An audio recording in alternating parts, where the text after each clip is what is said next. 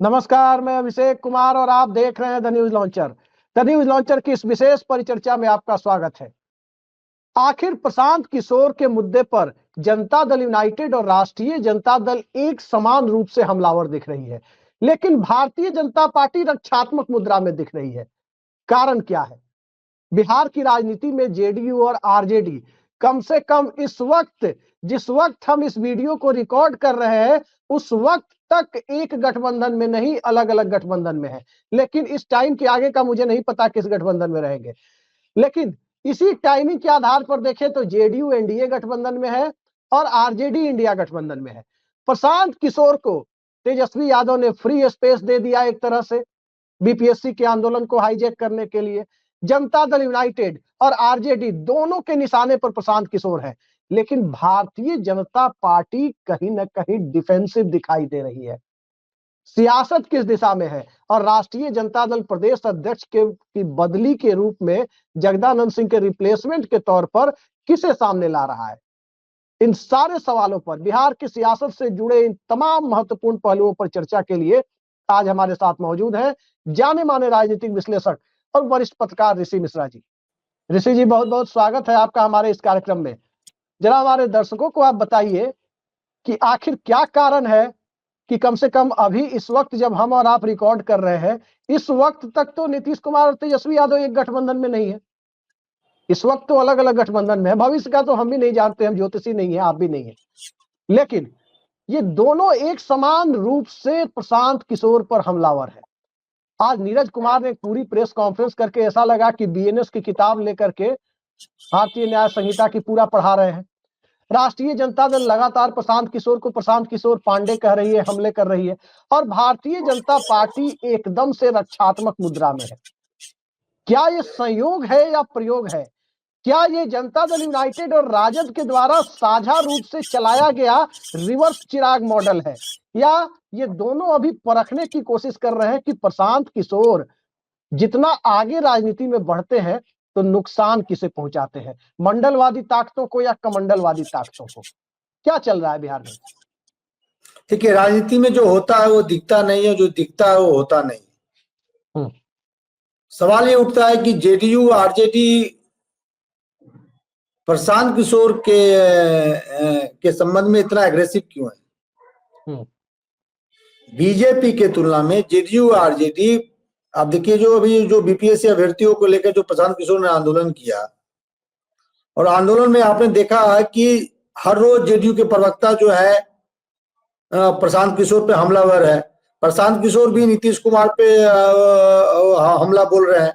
एक तो सरकार है, सरकार के मुखिया हैं, लेकिन इसके पीछे पॉलिटिकल मकसद भी है, सामाजिक समीकरण भी है।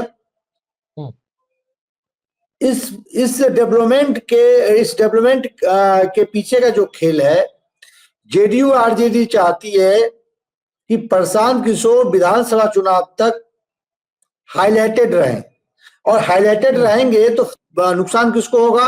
आपको याद होगा कि राजद प्रदेश अध्यक्ष जगदानंद सिंह ने एक बार इनको पत्र लिखा था। उसमें उन्होंने इनको संबोधित करते हुए कहा था प्रशांत किशोर पांडे पे जोर था। क्यों जोर था? जैसे जैसे प्रशांत किशोर मजबूत होंगे, क्योंकि प्रशांत किशोर कोई पिछड़े के नेता नहीं है, किसी रामविलास पासवान, मतलब चिराग पासवान की तरह, या जीतनराम मांझी की तरह, या नीतीश कुमार की तरह, या लालू यादव की तरह कोई सामाजिक ब्लॉक के नेता तो है नहीं। जैसे राजद एमवाई ब्लॉक के नेता है, नीतीश कुमार लवकुश के ब्लॉक के नेता माने जाते हैं। एडिशनल वोट और भी जोड़ दिया जाए तो अलग बात है, लेकिन नीतीश कुमार की जो पहचान है लवकुश समीकरण को लेकर है। जीतनराम मांझी समाज के नेता माने जाते हैं।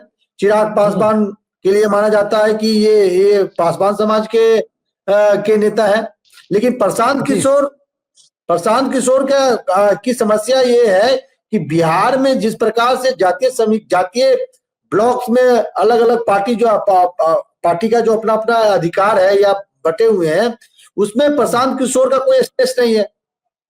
और प्रशांत किशोर पर जब हमला भी बोला जाता है तो प्रशांत किशोर नहीं कहा जाता है, प्रशांत किशोर पांडे, यानी इनको रिलेट किया जाता है, को रिलेट किया जाता है कि ये तो अग्र समाज से आते हैं, ब्राह्मण हैं, जनरल कास्ट से आते हैं, और जैसे जैसे प्रशांत किशोर मजबूत होगा तो खासकर जो अग्री जाति है, जनरल कास्ट का जो वोट है, जो बीजेपी का कोर वोट बैंक माना जाता है, वो खिसक खिसक के प्रशांत किशोर की तरफ ऐड होती चली जाएगी।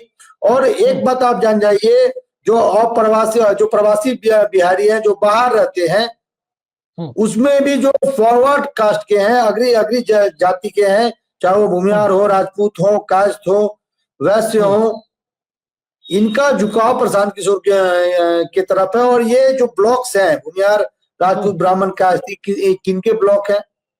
बीजेपी को वोट करते हैं, बीजेपी के एग्रेसिव वोटर है, तो नुकसान किसको होगा? बीजेपी को होगा। तो ओवरऑल मैं आपको बता दूं, जो 2020 में ऑपरेशन चिराग किसी एक पार्टी को नुकसान करने के लिए तैयार किया गया था, उस चिराग ऑपरेशन मॉडल को, उसी तरह देखिए उसमें डायरेक्ट इन्वॉल्वमेंट था एक राष्ट्रीय पार्टी के नेताओं का, इसमें इनडायरेक्ट इन्वॉल्वमेंट है। इनडायरेक्ट इन्वॉल्वमेंट कैसे है कि भाई इस व्यक्ति का, इस एंटिटी का, इस इंडिविजुअल का प्रासंगिकता जो है विधानसभा चुनाव तक बनाए रखिए, ताकि एक तबका का वोट जो है इधर शिफ्ट हो जाए, और उस तबका का वोट यदि शिफ्ट होता है तो कमजोर कौन होगा? बीजेपी। देखिएगा बीजेपी इन दिनों एग्रेसिव नहीं है, हालांकि वो एक रिपोर्टर से, एक राष्ट्रीय चैनल के रिपोर्टर से बात करते हुए उन्होंने बीजेपी पे हमला किया। प्रशांत किशोर ने कहा कि ये सवाल आप बीजेपी की तरफ से पूछ रहे हैं, बीजेपी अब हमें सिखाइएगा। लेकिन बीजेपी के किसी भी बड़े नेता का बयान दिखा दीजिए, क्षेत्रीय नेताओं का बयान तो आता रहता है, लेकिन बड़े नेता जैसे भूपेंद्र यादव हो गए हो, या बिहार के जो प्रभारी हैं विनोद तावड़े हो, या बिहार के जो प्रदेश अध्यक्ष हैं, तमाम ऐसे बड़े नेता है, या अमित शाह, किन्हीं का आप एक बयान दिखा दीजिए प्रशांत किशोर को लेकर। लेकिन उसके उलट सवाल है, उसके उलट मैं खत्म कर रहा हूँ, मैं खत्म कर रहा हूँ, उसके उलट जेडीयू आरजेडी के नेताओं को देख लीजिए, किस प्रकार से तेजस्वी यादव अटैक करते हैं, किस प्रकार से जेडीयू के नेता अटैक करते हैं। और भागलपुर प्रकरण के बाद, भागलपुर से जैसे यूपीएससी अभ्यर्थियों से मिलने तेजस्वी यादव गए, उसके बाद आप देखिए एक प्रकार से खुला स्पेस छोड़ दिया गया प्रशांत किशोर के लिए। राजद का कोई इन्वॉल्वमेंट नहीं था, माले और कांग्रेस ने बीपीएससी अभ्यर्थियों को लेकर राजभवन का मार्च किया, लेकिन उसमें राजद नहीं थी। तो कहीं ना कहीं एक पर्दे के पीछे का खेल है, इसे समझने की जरूरत है। जी कुछ पूछ रहा था। एक सवाल इसी के साथ अपने आप नत्थी हो जाता है कि राजद और जदयू की तरफ से प्रशांत किशोर पर राजनीतिक हमले करने के लिए जिन चेहरों का इस्तेमाल किया जाता है वो भी फॉरवर्ड है। राजद की तरफ से चिट्ठी लिखी जगदानंद सिंह ने, प्रशांत किशोर पांडे। जदयू की तरफ से नीरज कुमार, मतलब राजद की तरफ से राजपूत, जदयू की तरफ से भूमिहार। मतलब यहां भी बहुत सलीके से उन चेहरों को आगे किया जाता है। अरविंद निषाद प्रवक्ता है, वो भी प्रशांत किशोर पर आके हमला कर सकते थे, लेकिन जो खेल खेला जा रहा है उस खेल में आपको क्या नजर आता है? देखिए मैंने शुरू में ही कहा, आप ही बिहार की राजनीति को बेहतर समझते हैं, हमारे दर्शक भी इस चीज को बेहतर समझते हैं। जैसे जैसे प्रशांत किशोर मजबूत होंगे, हालांकि प्रशांत किशोर ने कहा है कि हम हर समाज के लोगों को टिकट देंगे, महिलाओं को देंगे, मुसलमानों को देंगे, पिछड़ों को देंगे, यादवों को देंगे। लेकिन प्रशांत, देखिए ये प्रशांत किशोर के पार्टी का ताकत क्या है, खुद प्रशांत किशोर, जैसे आम आदमी पार्टी का ताकत क्या है, अरविंद केजरीवाल।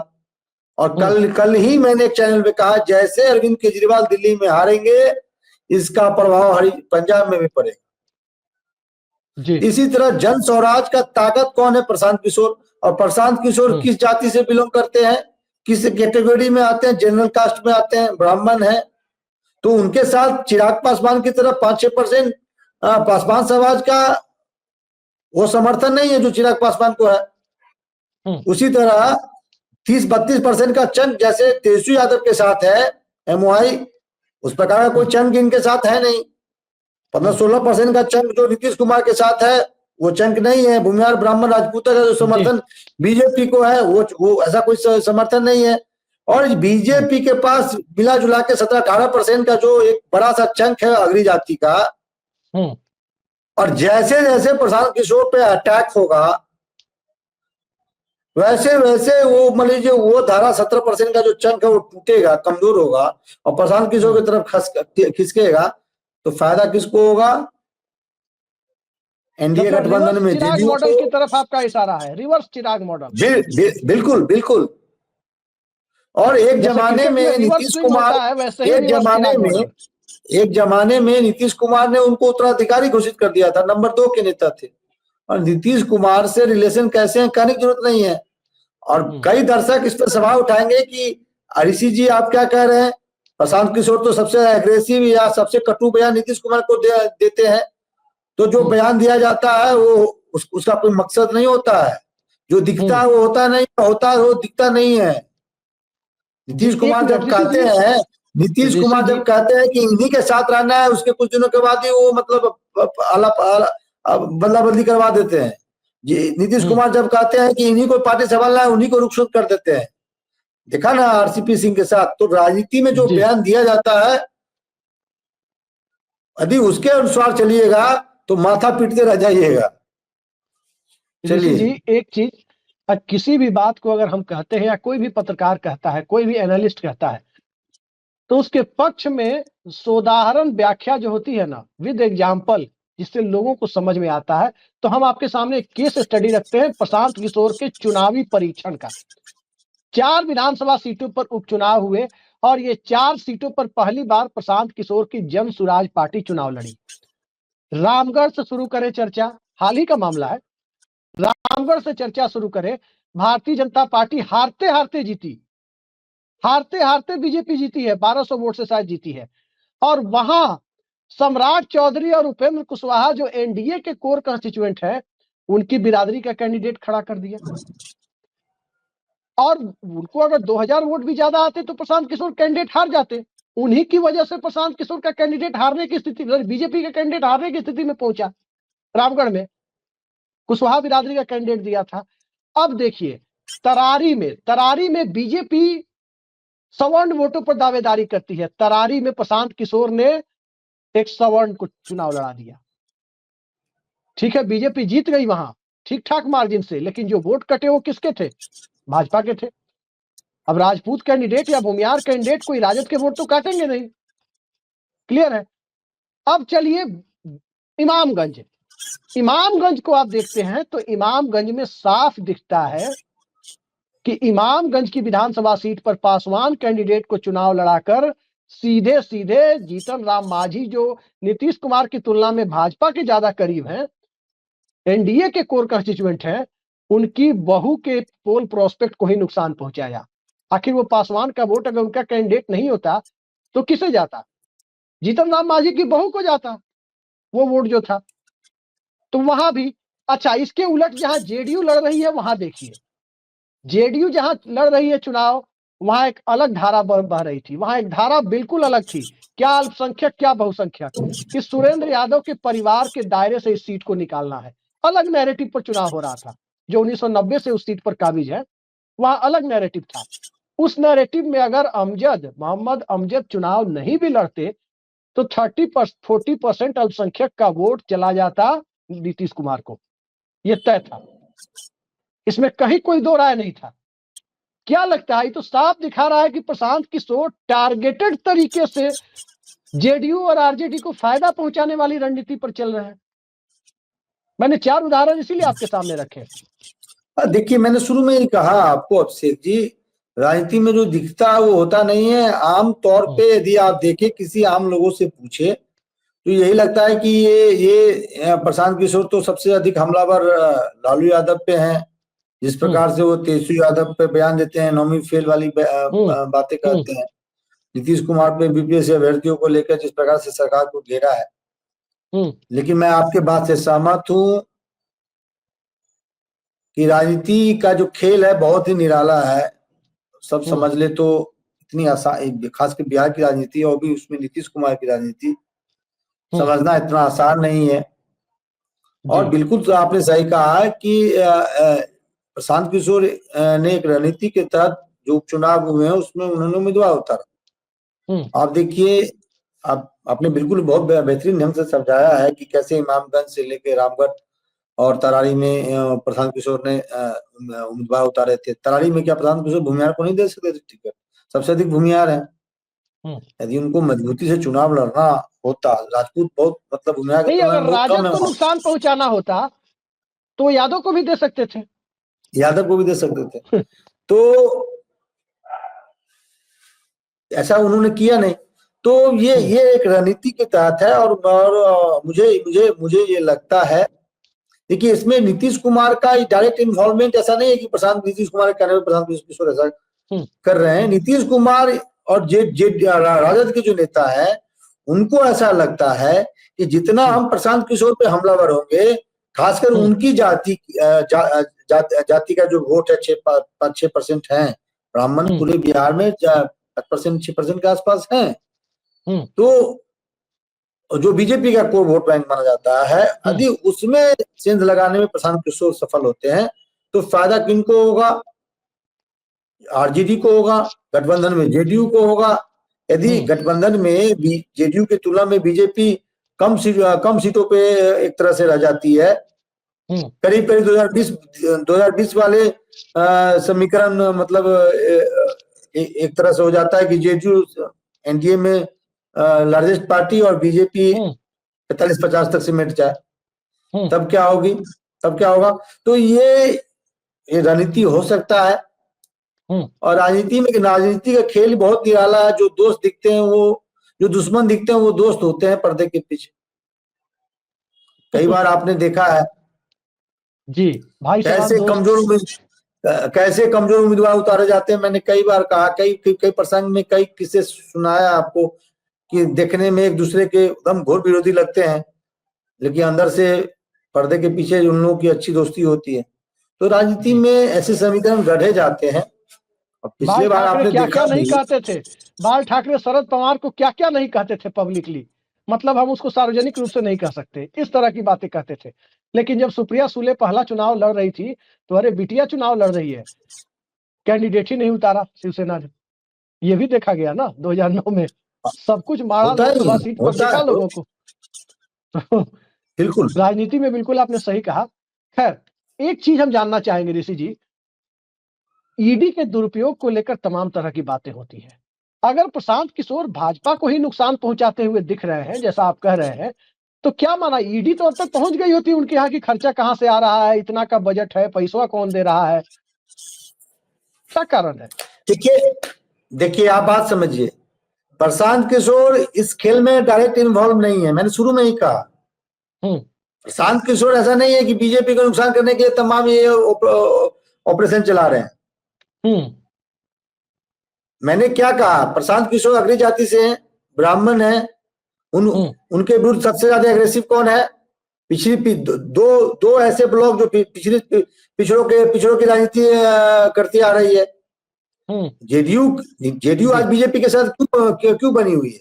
बीजेपी को जेडीयू की क्या जरूरत है? क्योंकि वो गैर यादव, वो ओबीसी और पिछड़े का जो ब्लॉक है वो नीतीश कुमार के साथ है। तेजस्वी यादव किसके नेता है? एमओआई के नेता है, यादव बहु मुस्लिम के नेता है।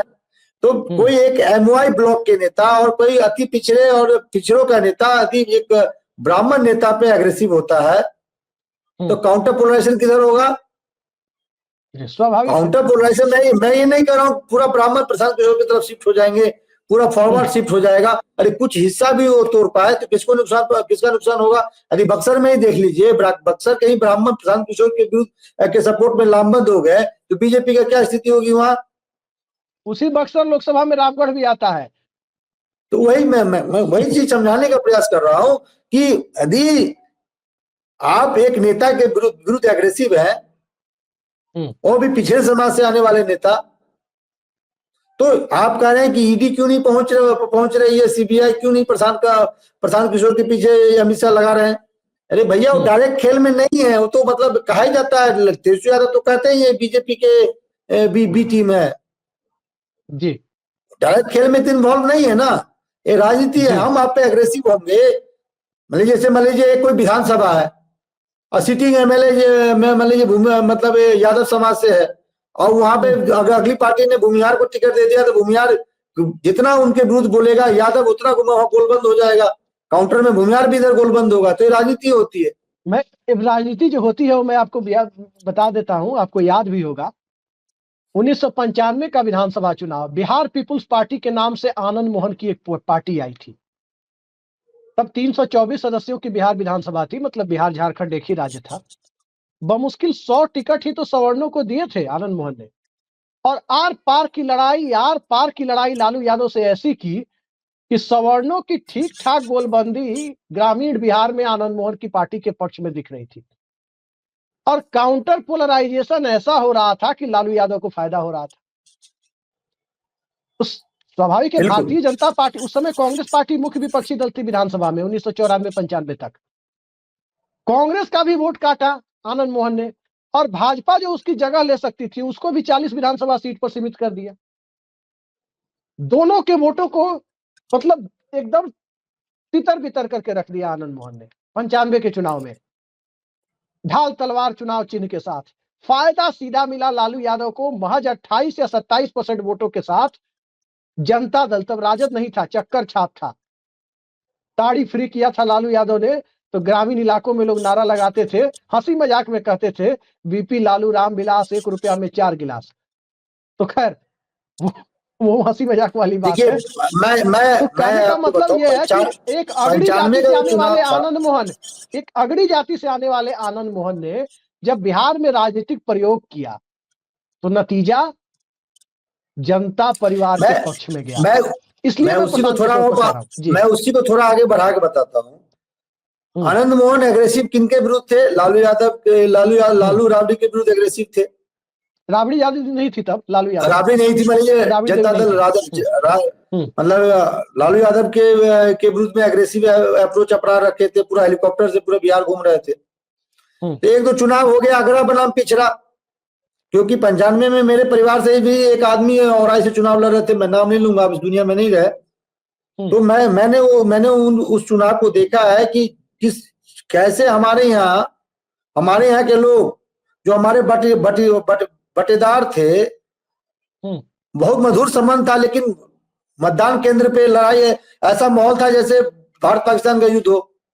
तो आगरा बनाम पिछड़ा हुआ, और आगरा बनाम पिछड़ा में जहां जहां आनंद मोहन ने अगड़े समाज की टिकट दिया, 5,000, 10,000, 15,000 जहां सेंध लगाए, वहां जो बीजेपी इस प्रकार की पार्टी थी उसको भी नुकसान पहुंचाया।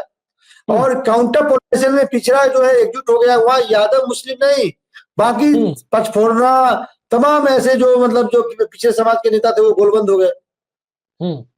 हमारे यहाँ से उस 95 में गणेश प्रसाद यादव चुनाव जीते थे और ऐसे, और ऐसी स्थिति थी कि लग रहा था गणेश यादव चुनाव हार जाएंगे, लेकिन जिस प्रकार से पिछड़े समाज की गोलबंदी गणेश प्रसाद यादव के सपोर्ट में हुई औराई में 95 के चुनाव, विधानसभा चुनाव में औराई में गणेश यादव करीब 20-25 हजार के मार्जिन से चुनाव जीते। तो यही स्थिति, यही मैं 95 का एग्जाम्पल इसलिए दिया हूं ताकि आज मैं आज समझा पाऊं कि क्या आनंद मोहन के रोल में प्रशांत किशोर है। उस प्रकार का अगरा पिछड़ा तो नहीं दिख रहा है, लेकिन एक तबके का वोट यदि तोड़ने में सफल रहे तो इसका नुकसान बीजेपी को होगा। जी, एक चीज और बताइए ऋषि जी, ये फिलहाल जिस वक्त हम लोग बातचीत कर रहे हैं, जदयू और राजद तो कम से कम इस वक्त तक अलग अलग गठबंधन में है। ये क्या स्ट्रेटजी है दोनों जनता परिवार के दलों की कि भाषा एक ही है, गठबंधन अलग है? निमंत्रण है तो निमंत्रण के साथ साथ आमंत्रण को ठुकराने का खेल भी चल रहा है। ये दोनों एक साथ हो रहा है, मतलब प्यार और इकरार दोनों एक साथ दिखाई दे रहा है दोनों तरफ से। नीरज कुमार का आज का बयान मैंने देखा, लालू यादव के प्रति सहानुभूति दिखा रहे हैं कि उनको नजरबंद कर दिया गया है, यानी लालू यादव नीतीश कुमार को निमंत्रण दे रहे हैं तो ऐसा लग रहा है तेजस्वी यादव ने रोक रखा है। कहीं ये मिला जुला खेल तो नहीं है जिसमें भारतीय जनता पार्टी उलझ गई है कि चाहे इधर लड़ो या इधर लड़ो, दोनों ही तरफ से हम ही लोग लड़ेंगे और जितनी सीटों पर बीजेपी होगी मार्जिनलाइज करके फेंक देंगे? ये खेल क्या है जहां हमें समझ में नहीं आ रहा है। नीरज भाई इंटेलिजेंट नेता है, और नीरज भाई जो है हो या ना हो, जो पार्टी कहेगी वही तो बोलेंगे। सुनिए ना, मेरी बात सुन तो लीजिए। नीरज जी ने ऐसे ही बयान नहीं दिया है। नीरज जी क्योंकि पार्टी के मुख्य प्रवक्ता है, पार्टी के चेहरा है। जैसे जैसे लालू यादव इस प्रकार के आमंत्रण देंगे वैसे वैसे एनडीए में नीतीश कुमार की जो प्रासंगिकता है खासकर सीटों को लेकर बढ़ती चली जाएगी, बार्गेनिंग पावर बढ़ती चली जाएगी। और किसी भी हालात में बीजेपी नीतीश कुमार को नहीं छोड़ना चाहती है। इसके कल का एग्जाम्पल आपको देता हूं। दिलीप जायसवाल ने नीतीश कुमार को कहा कि नीतीश कुमार वह जहाज है जिसपे बिना चढ़े किसी की नैया पार नहीं होने वाली, बिना चढ़े किसी की नैया पार नहीं होने वाली। यानी नीतीश चालीसा नहीं, एक मिनट ऋषि जी, बहुत बड़ा बयान है ऋषि जी। ये बताइए, एकनाथ शिंदे भी वो जहाज थे जिस पर चढ़े बिना नैया पार नहीं होनी थी, लेकिन नैया पार करने के बाद उस जहाज को यार्ड में लगा दिया गया। फिर यही गलत आप तुलना करते हैं। महाराष्ट्र बिहार में अंतर है। महाराष्ट्र में शिंदे कितने सीटों पे लड़े थे, नीतीश कुमार यहाँ कितने सीटों पे चुनाव लड़ेंगे। शिंदे से कोई बड़ा एक ऑपरेशन हो और जेडीयू को 20-30-40 सीटों पे सिमट दे तो अलग बात है, लेकिन आप शिंदे से नीतीश कुमार की तुलना नहीं कर सकते। महाराष्ट्र बिहार नहीं हो सकता है। आपको मैं आज कह दूं 115 से एक भी कम सीट पर जेडीयू चुनाव नहीं लड़ने जा रही है, और 115 में ना हमको अरेस्ट करेंगे ना वो उपेंद्र कुशवाहा को अरेस्ट करेंगे।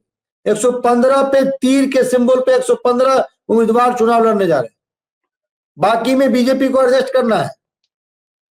तो शिंदे वाली स्थिति नीतीश कुमार की नहीं है। और कल दिलीप जायसवाल ने जो नीतीश चालीसा पढ़ा है बजाते प्रेस कॉन्फ्रेंस में, ही नहीं कि सूत्र के आधार पर बता रहे हैं, एक पब्लिक डोमेन में बयान है कि नीतीश कुमार वो जहाज है जिसपे बिना चढ़े किसी की नैया पार नहीं होने वाली। ठीक है, अब आते हैं, एक दिलीप जायसवाल की बात की तो एक खबर राष्ट्रीय जनता दल से आ रही है। वो खबर यह है कि जगदानंद सिंह की जगह नया प्रदेश अध्यक्ष आएगा, और अचानक एक नाम ऊपर चढ़कर आया है, रितु जायसवाल। नो डाउट दोनों तरफ भाजपा में भी जायसवाल, उधर भी जायसवाल। ये गजब का खेला है। और इस खेला को आप देखिए तो दिलीप जायसवाल भले मंत्री हो, लेकिन एक बात तो तय मानिए कि बिहार में रितु जायसवाल का कद, उनकी पहचान बिना किसी मंत्री, सांसद और विधायक के बहुत बड़ी हो चुकी है। इससे हम इनकार नहीं कर सकते। वो एक चर्चित मुखिया रही है सिंहवाहिनी पंचायत। सुनिए मेरी बात, मैं आपका कहानी, मैं सवाल समझ गया आपका। रितु जायसवाल को लेकर सुनिए, आज शिवहर से एक फोन आया था मेरे पास जी। आपने रितु जायसवाल का नाम लिया, मैं उस पर जगदानंद सिंह पे भी आऊंगा। रितु जायसवाल को लेकर एक फोन आया था, तो पत्रकार है, वहां के लोकल पत्रकार है, तो वो एक कह रहे थे कि भैया आप दोनों से बहुत रितु जायसवाल नाराज हैं। हम बोले भाई हमने ऐसा क्या खता किया है? तो भैया आपने जो विश्लेषण किया है, खासकर लोकसभा चुनाव के समय में आप लोगों ने जो विश्लेषण किया वो बहुत ही वायरल हो गया। अब शिवहर की जनता ने, खासकर एक समाज ने इसको बहुत दिल पे ले लिया, खासकर वैश्य समाज के जो तेली समाज के लोग हैं, सबसे ज्यादा संख्या, उनको टिकट चाहिए था। भाई कब तक हम किसी और का डोली ढोते रहेंगे? कब तक हम कहार की भूमिका में रहेंगे? हाँ, तो रितु जायसवाल, अभिषेक जी और आपसे और मुझसे बहुत नाराज है रितु जायसवाल कि ये लोग जो है हमारे समाज में सब डिवीजन करवा दिए। अब मैं चुनाव हम लोग सामान्य पत्रकार हैं जो जमीन से, हम लोग विश्लेषण कर रहे थे कि वैश्य समाज में जो है तेली समाज की क्या संख्या है, कलवार समाज की क्या संख्या है और क्या उनका मूड है, क्या मिजाज है। उन्होंने ये भी कहा कि उनके जो पति का जो भूमिका था चुनाव में वो निगेटिव था। रितु जायसवाल चुनाव 1 लाख से ऊपर से चुनाव जीत रही थी, लेकिन वो अन्य समाज के लोगों को जिस प्रकार से अनदेखा किया, उसी का परिणाम है कि रितु जायसवाल 30,000 से हार गई हैं। अब मैं आता हूं जगदानंद सिंह पे। रितु जायसवाल का नाम चर्चा में था, मोहम्मद इजराइल मंसूरी का नाम चर्चा में था, और तमाम आलोक मेहता का भी नाम चर्चा में था। लेकिन मैं दावे के साथ कह रहा हूं कि लालू यादव के कहने पे जगदानंद सिंह ने यह मान लिया है, और लालू यादव ने यह कहा है कि जगदा भाई जब तक विधानसभा चुनाव है आपको ही पार्टी को नेतृत्व करना है। और ये खबर आ रही है कि जगदानंद सिंह विधानसभा चुनाव तक पार्टी के प्रदेश अध्यक्ष रहेंगे। कुछ दिनों तक वो घर से पार्टी का कामकाज संभालेंगे और जैसे ही थोड़ा स्वस्थ हो जाएंगे, थोड़ा धूप खिलने लगेगा, क्योंकि ठंड ठंड बहुत है, तो पार्टी कार्यालय में भी आएंगे और इसके लिए वो तैयार हो गए हैं। क्योंकि लालू और जगदानंद सिंह की जो केमिस्ट्री है, पॉलिटिकल केमिस्ट्री है, एक दोस्ती भी है। हाँ, तो वो उस नाते भी, और लालू यादव जानते हैं कि जगदानंद सिंह खासकर राजद के कार्यकर्ताओं को यदि डिसिप्लिन करना है, एक जाजम में बैठाना है, तो वो काम जगदानंद सिंह ही कर सकते हैं। तो जगदानंद सिंह नाराज जरूर थे जिस प्रकार से उनके बेटे को एक तरह से हराया गया। चर्चा है कि राजद के लोग, कुछ लोग भी इन्वॉल्व थे। अब क्या सच्चाई है जगदा बाबू बताएंगे, लेकिन जो खबर आ रही है कि जो प्रदेश अध्यक्ष को लेकर जो चर्चा था कि मार्च तक ये फैसला हो जाएगा, अब उस पे कहीं ना कहीं ब्रेक लगता हुआ दिख रहा है। और ये खबर है कि विधानसभा चुनाव तक जगदानंद सिंह ही राजद के प्रदेश अध्यक्ष बने रहेंगे।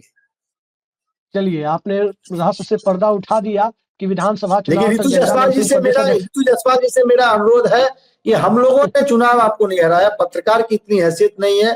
हम लोगों ने विश्लेषण किया कि भाई वहां वैश्य समाज की बहुलता है, जिसमें वैश्य में यदि सब डिवीजन करके देखे तो उसमें तेली समाज की बहुलता है।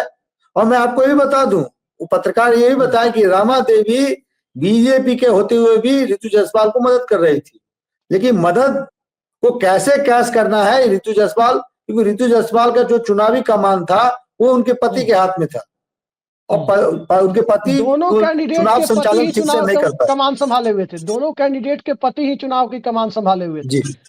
और ऐसी बात नहीं है, आनंद मोहन के बयानों से लवली आनंद को भी नुकसान हुआ था, ये बात भी सही है। नहीं तो वो भी उस परिस्थिति में 1.5 लाख से ऊपर से चुनाव जीत सकती थी। हालात दोनों तरफ से वैसे ही बने हुए थे। लेकिन बस वही बात जो बात आप कह रहे हैं कि तेली समाज ने कहा कि चलो भाई हमारी जाति का कैंडिडेट ना सही लेकिन प्रधानमंत्री कैंडिडेट तो है, तो वो प्रधानमंत्री जिधर थे उनकी बिरादरी के, जिसे वो अपना मानते हैं, उनके साथ चले गए थे। ये सामान्य सी बात है, राजनीति में ऐसा होता रहता है, सियासत इसी का नाम है। आखिर रमा देवी जब भाजपा कैंडिडेट होती थी तब तो चुनाव वो तभी जीतती थी ना जब तेली समाज के लोग तब भी नरेंद्र मोदी को वोट देते, क्योंकि तब वो रमा देवी को नहीं नरेंद्र मोदी को देते थे। यहाँ भी वही हुआ था। लेकिन और रमा देवी आनंद मोहन का इक्वेशन भली भांति है, पब्लिक डोमेन में है कि दोनों वो परिवार के समय से। खैर, सियासत इसी तरह से चलती रहती है। बड़ा सवाल यह है कि राजद और जनता दल यूनाइटेड, यानी जनता दल परिवार की दो शाखाएं अलग अलग गठबंधन में कम से कम इस वक्त तक है। इसके आगे की गारंटी शायद ऋषि मिश्रा जी भले ले लें, हम नहीं ले सकते, क्योंकि और वैसे भी नीतीश कुमार की गारंटी लेना बहुत जोखिम भरा काम है। और सियासत में किसी की भी गारंटी लेना जोखिम भरा काम है। जोखिम भरा काम इसलिए है, आज मैंने ट्वीट भी किया है, 12 जुलाई को पटना में प्रधानमंत्री की मौजूदगी में बिहार विधानसभा में तेजस्वी 12 जुलाई 2022 को नीतीश कुमार ने नरेंद्र मोदी की शान में क्या क्या कसीदे नहीं पढ़े थे। 27वें या 28वें दिन ही बिहार में खेला हो गया था। तो खेला पर्दे के आगे भी चल रहा है तो पर्दे के पीछे भी चल रहा है। और इस खेला में प्रशांत किशोर किसके मोहरा है, ये अब धीरे धीरे समझ में आने लगा है। आगे कुछ और चीजें समझ में आ जाएगी। जरा चुनाव करीब आने दीजिए और खेला की सूत्रधारों के बीच में राहुल गांधी को 18 जनवरी को पटना पहुंचने दीजिए कि वहां से क्या हालात उत्पन्न होते हैं। आज के लिए इतना ही। ऋषि जी, आपने समय निकाला, बहुत बहुत धन्यवाद आपका। नमस्कार।